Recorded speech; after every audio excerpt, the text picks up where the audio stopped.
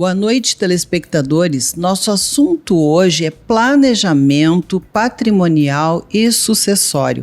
Você sabe o que é isso? Você se preocupa com isso? Eu creio que a grande maioria das pessoas não sabem e também não se preocupam com isso, mas é algo muito importante, desde as pessoas mais simples, famílias ou até grandes empresas. Tudo é importante, para tudo é importante esse planejamento. E para saber um pouco mais sobre isso, nós viemos conversar aqui com o Dr. Marcelo Kern, que é advogado e é especialista na área. Tudo bem, Dr. Marcelo? Boa tarde, Eliane. Um prazer estar aqui e tratar desse tema que, como tu bem falaste, né? É importante para todas as pessoas, porque todos nós, em algum momento da vida, né, vamos estar sujeitos a um processo de sucessão e não somente nessa fase, mas também podemos passar por vários problemas decorrentes da nossa profissão ou acidentes pessoais, diversas situações da vida, né, cotidianas, que geram uma repercussão patrimonial, familiar, e que muitas vezes elas são ignoradas, né, ou são postergadas no tempo e acabam ocorrendo sem que nós tenhamos nos precavido e sem dúvida os impactos negativos de acontecer sem que nós tenhamos nos organizado nesse sentido é muito maior do que aquelas pessoas que se preocuparam e se debruçaram, né, sobre o assunto. Então, o que nós não podemos negligenciar é a possibilidade de que essas situações venham a ocorrer. E dentro disso, aí sim entra um planejamento patrimonial para que nós, em ocorrendo, né, esse tipo de situação, nós estarmos melhores organizados, tanto do ponto de vista patrimonial, financeiro, familiar, empresarial, para que o impacto dessas situações, dessas ocorrências, que elas são, a gente não sabe quando vão ocorrer, mas todos nós vamos passar por momentos de dificuldade durante a vida, isso é inerente a estar vivo, né? Nós, a partir do momento que a gente sai de casa, ou mesmo estando em casa, nós estamos sujeitos a vários problemas, né? Vários acidentes, por exemplo, até mesmo estando em casa. Hoje todo mundo está conectado, então tu pode fazer alguma coisa errada dentro de casa e ter uma repercussão, né, no mundo jurídico que vai te gerar um problema. Então, não é só uma pessoa que tem um grande patrimônio que precisa se preocupar com isso. Até porque quem tem pouco, o pouco que tem é muito. Então, tem que valorizar aquilo que se conquistou a duras penas, o suor daquele cada dia de trabalho. Ele pode ser despedaçado com um problema. Nós estávamos comentando até aqui antes, né, o caso de uma pessoa bem simples, uma cliente nossa que teve um patrimônio do marido dela sujeito a uma penhora de um problema que ela teve, que na verdade ela acabou se metendo num negócio com uma amiga, a gente desemprestou o nome, né? E acabou gerando uma repercussão no casamento dela, no patrimônio do marido. Então, vejam bem como o marido provavelmente nem sabia que ela tinha feito isso e acabou afetando a família como um todo, né? Gerou família com pouco patrimônio, mas que não se protegeu desse tipo de situação, achando que estava fazendo as coisas certas. E o prejuízo para eles foi muito grande, porque o pouco deles era muito, né? Verdade, doutor Marcelo. E neste caso, né, pelo que tu me comentaste, a pessoa foi emprestar o nome com 1% de participação numa empresa e já teve um dano, um prejuízo muito grande, não é? Exatamente. Hoje em dia, né, com a lei da liberdade econômica, não existe mais essa necessidade de uma empresa com 2 sócios, né, que acabou por muito tempo prejudicando muitas pessoas, porque para alguém poder empreender precisava de 2 pessoas como sócios de uma empresa, né? Então, muitas vezes se utilizou de laranjas, e essas atividades empresariais, elas são atividades de risco e geram uma repercussão, né, no mundo patrimonial, no mundo jurídico, que afeta os sócios da empresa. Então, a lei da liberdade econômica veio em boa hora, né, para estimular que as pessoas pudessem empreender de forma individual, empresarialmente.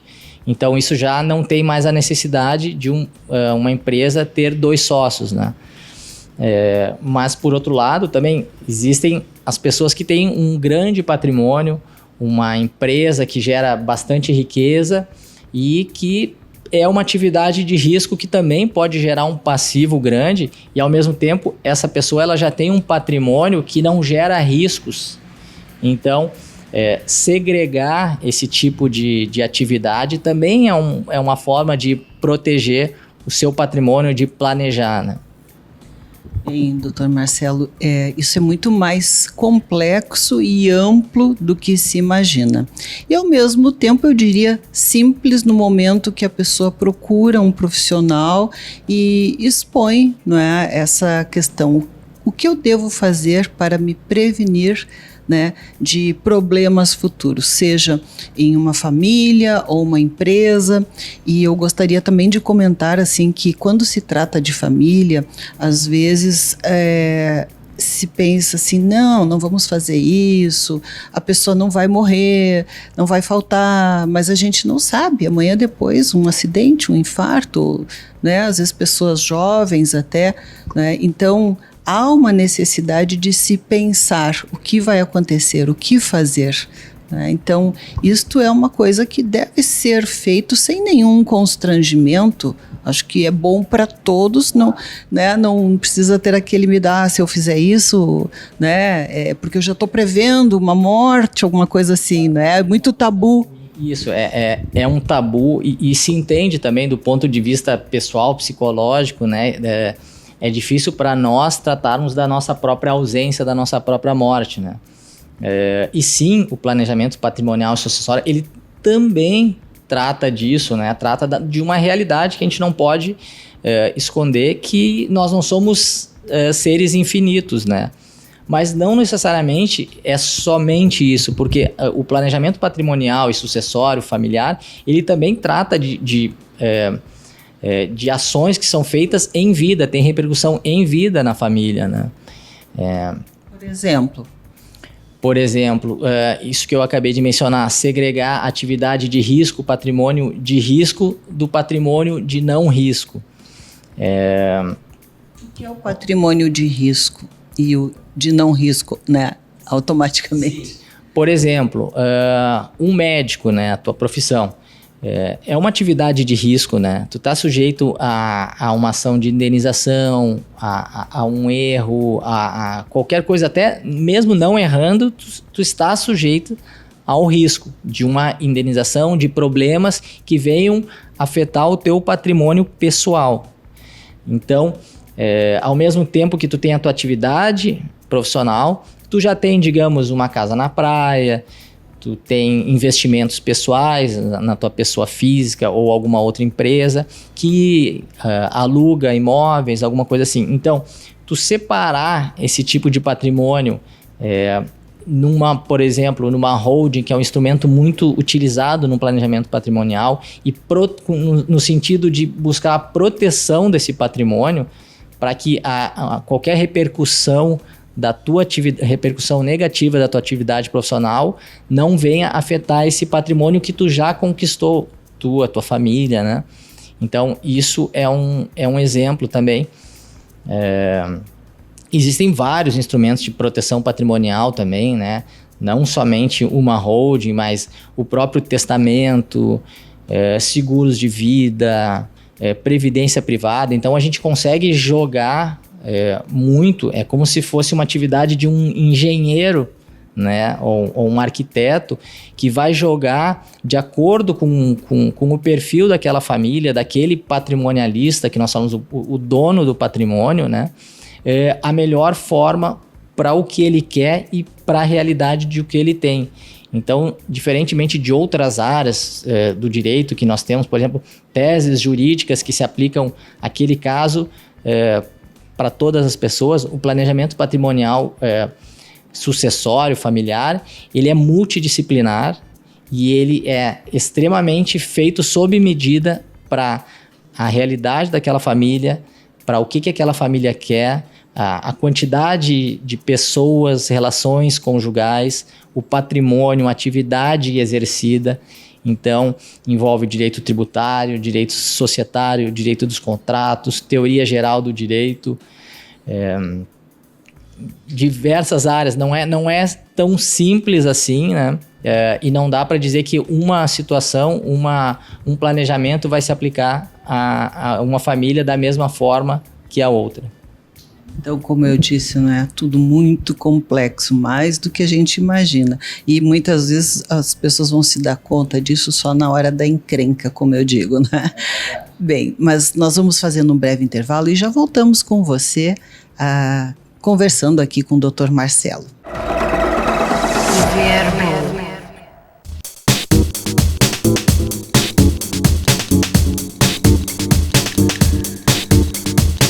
Estamos de volta e continuamos a falar em planejamento patrimonial e sucessório. Dr. Marcelo Kern, que é advogado, especialista na área, nos falou de várias situações e a necessidade de um planejamento, seja a nível familiar, empresarial, pessoal, não é? Então, Dr. Marcelo, dando continuidade a isso, eu gostaria de falar um pouco assim sobre as famílias, ou melhor dizendo, as relações, não é? Porque hoje as pessoas não casam mais oficialmente, vão morar juntas, às vezes uma pessoa já tem filhos, enfim, às vezes é uma situação de namoro mesmo, prolongado, digamos assim, né? E o amor é lindo enquanto dura e nem sempre as pessoas acabam, né, depois se acertando, né? E aí vem problemas. Então, eu gostaria de falar um pouco sobre isso e também, nesse nosso último bloco, falar da famigerada reforma tributária aí. Então, quais são os conselhos, as orientações que as pessoas, que tu poderia trazer às pessoas para que elas fizessem essa prevenção, né, nos diversos casos, né? Bom, o assunto é bastante longo, a gente não vai conseguir abordar tudo aqui, né? Mas com certeza hoje a gente tem o conceito de família muito mais amplo, até entendido pelo judiciário, né? De forma muito mais ampla do que antigamente. É muito comum casais com filhos de outros relacionamentos. E também é importante salientar que os relacionamentos dos filhos também vão impactar, né, no patrimônio dessa família. Então, a discussão também sobre a forma como vão se dar esses relacionamentos em relação ao trabalho, ao patrimônio de cada família, o que um trouxe antes do casamento ou não, e não simplesmente, não somente num divórcio, né?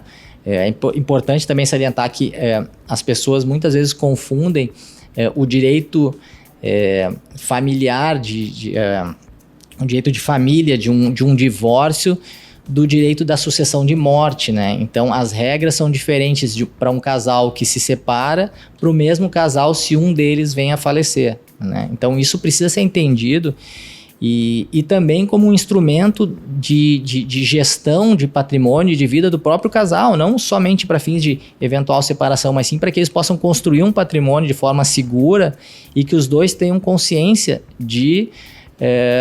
dos riscos que cada um pode trazer para o outro, né, para o patrimônio da família. Então, existem os contratos de namoro. Eu nunca tinha visto, mas até contrato de namoro, gente, tem. Ele é relativamente bem usado para as pessoas que têm algum conhecimento, né, principalmente para aqueles que têm patrimônio, porque no momento que a pessoa começa um relacionamento, é muito comum hoje, conheceu, vai morar junto, né? E isso, na verdade, é uma relação jurídica, é um contrato que pode ser tácito, um pacto antinupcial. Existem regras também, tem gente que casa assim como o jogador de futebol, muitas vezes faz um contrato cheio de regras, de cláusulas. Existem contratos de casamento que, se chegar a 5 anos de casamento, a esposa tem direito a isso, o marido tem direito a isso, aquilo. ou precisa ter um filho, e isso é importante, né? É importante as pessoas discutirem. Claro que é difícil, né? Porque as pessoas, como tu bem falou, é o amor, mas então, se tu me ama, por que tu tá querendo discutir isso comigo? Mas se trata justamente do amor e do interesse de que as pessoas cresçam juntos e evitem problemas, né? Que os problemas que venham sejam melhor enfrentados, né? Então, qualquer membro da família pode gerar uma repercussão negativa do ponto de vista patrimonial em algum relacionamento que, em princípio, ele não achava que poderia gerar uma repercussão, né? Pode haver um simples namoro que estão morando junto, mas falece o filho. E esse pai tem uma empresa gigante, e essa nora, ela pode ser bem intencionada, mas ela pode ser mal intencionada também. Então, tudo isso precisa ser previsto, né? São situações difíceis de conversar, mas são muito importantes. A partir do momento que elas estão estabelecidas, a gente nota como gera uma paz na família, né? As pessoas sabem como agir e ficam mais tranquilas para viver a vida mesmo, né? Propriamente. É verdade, né? As pessoas deveriam encarar isso como uma forma de amor, de fato, né? Porque a gente não faz nada achando que vai dar errado, né? Principalmente nas relações afetivas. Mas às vezes nem são coisas que acontecem entre o casal, às vezes por causa de terceiros ou de outras situações adversas que não dá vontade deles, a gente não sabe, né? Mas eu creio que deve ter aí centenas talvez de situações diferentes, porque cada relacionamento é individual, as famílias, né, são muito diferentes, né? Então, de fato, fazer um planejamento, né, é muito importante, deixar os pingos nos is. Exatamente. Antes de começar, de casar ou de começar um relacionamento que seja um namoro, é interessante conversar com um advogado, conversar com a família, com o cônjuge principalmente, e deixar as claras, né, quais são as intenções para que essa relação ela fique mais tranquila, né? É difícil mesmo, às vezes complicado, especialmente quando existe uma diferença patrimonial grande entre uma pessoa e outra, porque daí já fica aquela, vai dar um golpe, né? Esse tipo de coisa, e aí a pessoa vai dizer, não, vamos fazer um contrato, mas está desconfiando de mim. Quer dizer, é bem complicado mesmo, né?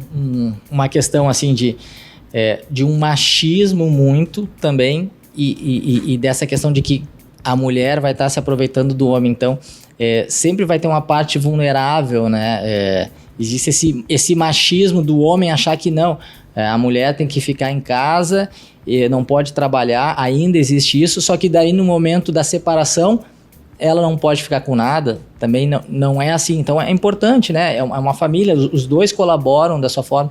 Existem muitas famílias que a mulher, né, hoje em dia trabalha mais do que o homem, então é importante que esteja as claras entre o casal, quais são as regras internas, e que eles conheçam também as repercussões jurídicas que, querendo ou não, eles estão sujeitos, né?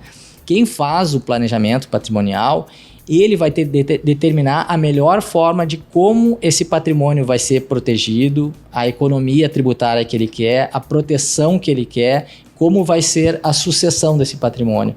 E isso, dando um exemplo, assim, a gente pode ter sobre um patrimônio de 2 milhões, o pagamento numa sucessão, numa proteção, assim, uma transferência de patrimônio de 40 mil a 800 mil reais. Então, é uma diferença gigantesca, né? Exatamente, de acordo com os riscos, com digamos, a vontade do patrimonialista de fazer alguma coisa mais sofisticada ou não. Então, se ele é mais arrojado, ele é mais conservador, mas existe uma grande diferença. Se você não fizer isso, você vai estar sujeito ao cheque em branco, que é o governo que vai decidir, e aí a conta é com certeza mais alta. Então, né, pessoal, não custa dar uma conversadinha, né, com o advogado e evitar problemas futuros e muitas dores de cabeça, quem sabe.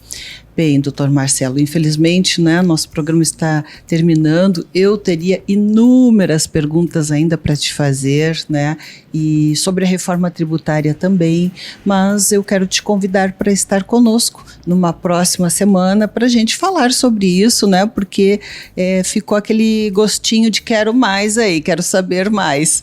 Então, te convido. Não, vai ser um prazer. A reforma tributária também é importante que as pessoas tenham consciência de que ela veio, já tem alguma parte dela que já é aplicável aos planejamentos patrimoniais, e 2025 ainda é um ano para se mexer, porque depois de 2026 provavelmente não vai passar, e já quando muda, infelizmente, é para pior, né? Previdência, tributos, então a gente ainda consegue um planejamento mais vantajoso do que já se vislumbra que vai ocorrer com a implementação da reforma tributária, né, que vem aí. Porque o governo, sim, está planejando meter a mão no seu bolso novamente, não é? Então, vamos nos prevenir. Temos aí ainda até 2025, né, o ano de 2025, e depois a gente não sabe o que virá. Então, vamos realmente fazer uma prevenção do nosso patrimônio e, né, de todas aquelas coisas que envolvem, né, relacionamentos, trabalho, enfim. Muito obrigada, doutor Marcelo, e até a próxima vez, então. Eu que agradeço, um grande prazer e até a próxima. Verbo.